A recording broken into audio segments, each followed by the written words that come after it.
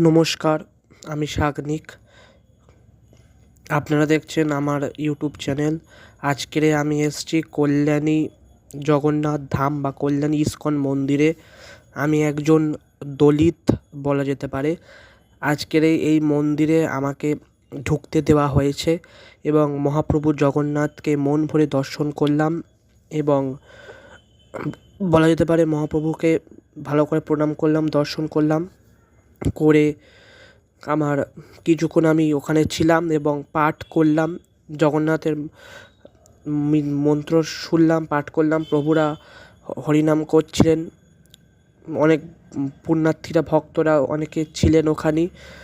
দেখে কিছু প্রভুদের সঙ্গে কথা বলে আমরা বাড়ির উদ্দেশ্যে রওনা দিলাম। সত্যি দেখে যেন মনটা ভরে গেল। সত্যি মহাপ্রভু জগন্নাথের এই দর্শন পেয়ে